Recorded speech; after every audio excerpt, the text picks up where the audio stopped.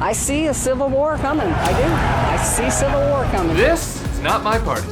Brought to you by the Bulwark. Alright, so you know Marjorie Taylor Greene, that insane MAGA Congress lady who spends time with the polyamorous tantric sex guru, and who thought Jews with space lasers created the wildfires? You know the one. Unfortunately, yes. Well, she said a tweet this week that caught my eye. She asked whether we need a national divorce where red states and blue states split up. But who gets Georgia? Yeah, I know. I am the worst. So this has to be some more Looney Tunes talk from a crazy woman. Q is a patriot, for sure. You're crazy. Not something that normal people believe, right?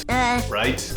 Right? It's very disturbing. A recent poll from the University of Virginia asked our fellow Americans if they agree with the following statement. The situation in America is such that I would favor blue or red states seceding from the Union to form their own separate country. 52% of Trump voters agree. I am shocked. Shocked. Well, not that shocked. But are you ready for this? So did 41% of Biden voters. Have you people lost your minds? It would appear so. I feel like it was only yesterday that everyone was getting a thrill up their leg from this. There is not a liberal America and a conservative America. There is the United States of America.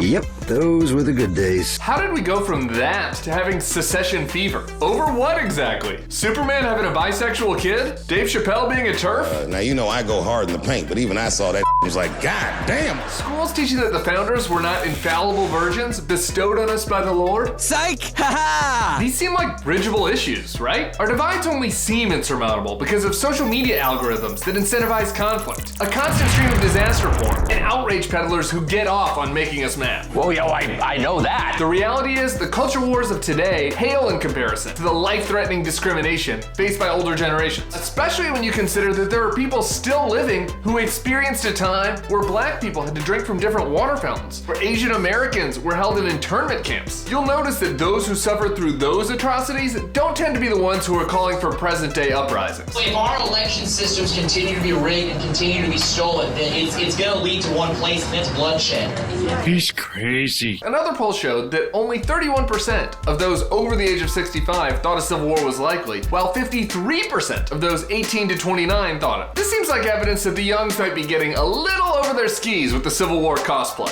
What freedom are you fighting for? Medical freedom. I'll eat bark off a tree and eat earthworms before I get a vaccine. Well, it's time for his nap now. Now, I don't want to totally dismiss the fact that there are legitimate concerns about the challenges we face as a country. There's police brutality, climate catastrophe, working class communities being hollowed out, the fallout from mismanaged wars. Real activism to address those problems is a great thing. So is peaceful protest. But fantasizing about sending Trump voters to a Squid Game isn't. One reason I think this national divorce talk is heating up right now is that we've tossed a pandemic on top of those ongoing problems. Of course, the response to a once-in-a-generation plague is going to be divisive. Things are gonna be okay.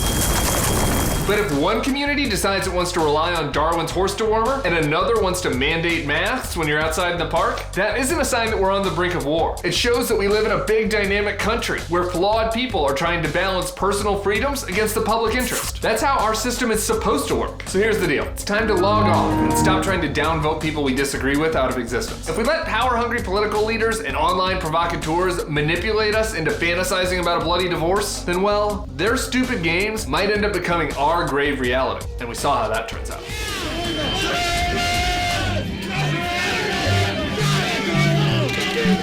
I'm taking my own advice. We're going on a short holiday for a few weeks, but Not My Party will be back with a new episode November 4th. For more weekly episodes of Not My Party, hit that subscribe button.